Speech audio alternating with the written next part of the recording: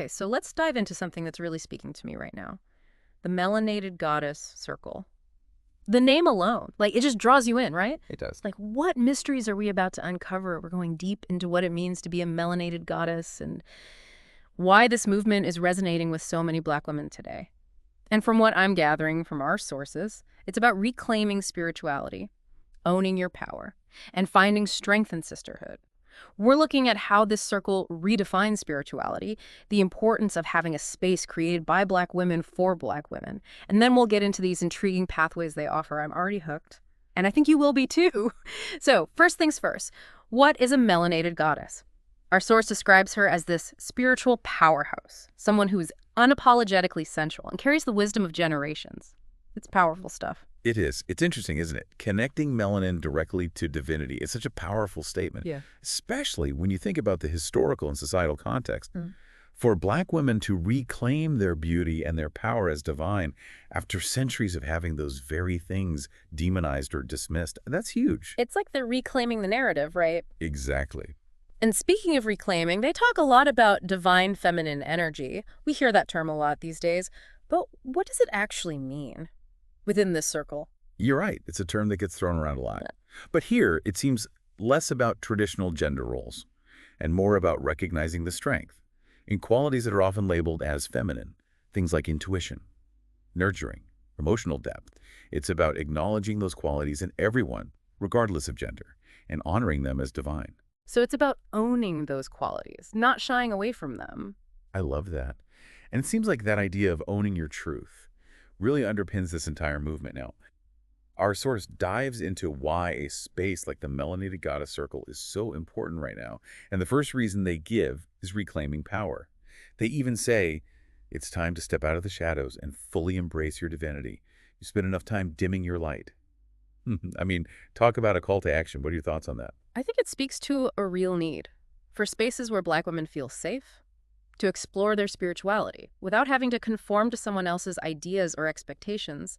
The source specifically mentions experiences of feeling unseen or unheard in more traditional spiritual settings. And what kinds of experiences are we talking about here? What does that look like in a spiritual context? Well, it could be anything from the imagery used in religious texts to the way certain doctrines are interpreted to even just feeling like you can't bring your full self to a space without being judged. It's like you walk into a room and you just know you belong. You can exhale and just be your authentic self.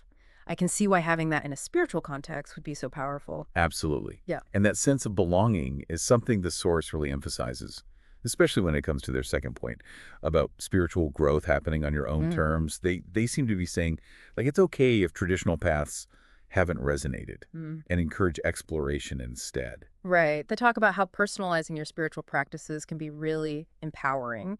What are your thoughts on that? We seem to be hearing a lot about moving away from, like, rigid doctrines these days. Absolutely. There's a real shift happening towards personalizing spirituality, moving away from rigid doctrines and dogma. Yeah. And really connecting with what resonates with you on a soul level. And this seems particularly relevant for Black women who may have felt unseen or unheard in more traditional spiritual spaces. It's about reclaiming your own narrative, your own connection to the divine. It's like they're saying you are the expert on your own spiritual journey, which is really empowering, right? Yeah. Yeah. The third reason the source highlights is the importance of sisterhood. They even call it real sisterhood, which makes me think it's about more than just, casual friendships. You're picking up on something important there. Oh, yeah. It seems to be about the deep connection that comes from shared experience, that feeling of, you get me, you see me. And in this context, it's about Black women supporting each other on their individual and collective journeys. It's about holding space for each other, celebrating each other's growth, and being there for the challenges as well. Speaking of journeys, I'm so intrigued by these pathways they mention. It seems like each one offers a different way to explore the melanated goddess concept. We've got divination, our roots, trauma. These are some loaded terms. Let's start with divination. What do you think that might look like within this circle? Given their emphasis on reclaiming and redefining, I'm guessing it's about more than just like tarot cards or reading tea leaves. It's probably about connecting with ancestral wisdom, tapping into intuition, and using those insights for guidance and empowerment. It could also be about reclaiming divination practices from the African diaspora, traditions that were often suppressed or demonized. That reminds me of something the source mentions. about the distortions of history. They talk about how certain spiritual practices, especially those with roots in Africa, were labeled as dark or evil, as a way to discredit them and control Black communities. That's such an important point. It's about reclaiming those practices Mm. and seeing them for what they truly are. Powerful tools for connecting with spirit, intuition, and ancestral wisdom. Absolutely. It's about rewriting the narrative, right? Yep. I have to ask about the Our Roots pathway. It feels so central to what this circle is all about. I can already feel how powerful that connection could be.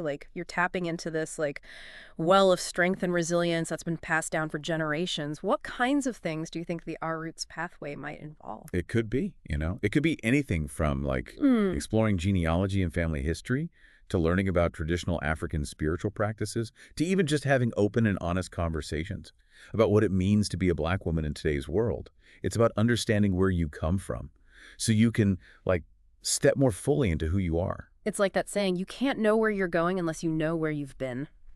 Okay, now we have to talk about trauma.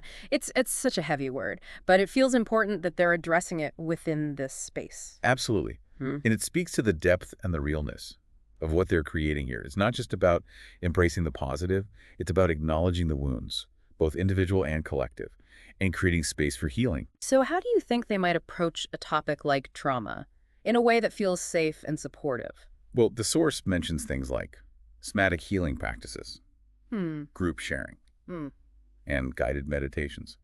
Somatic healing, by the way, focuses on the connection between the mind and body, recognizing that trauma often manifests physically as well as emotionally. It's about creating space for the body to heal, alongside the mind and spirit. It sounds like they're really creating a holistic approach to healing and empowerment, acknowledging all the different layers that make us who we are. It's really inspiring, honestly. We've covered so much ground today, from the definition of a melanated goddess to the importance of reclaiming power and the potential for healing through these incredible pathways. What's the biggest takeaway you hope our listeners walking away with today?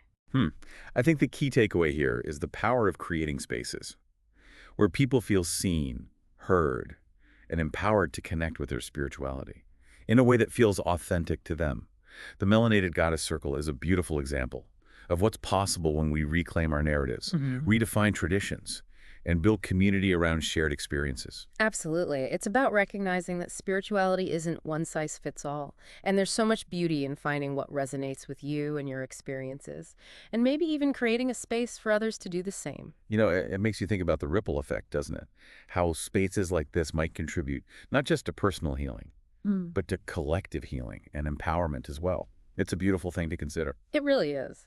And on that note, we'll wrap up this deep dive into the Melanated Goddess Circle. We hope you learned something new today, or maybe just felt inspired to look at spirituality in a new light. Until next time, keep seeking, keep growing, and keep embracing your own unique path.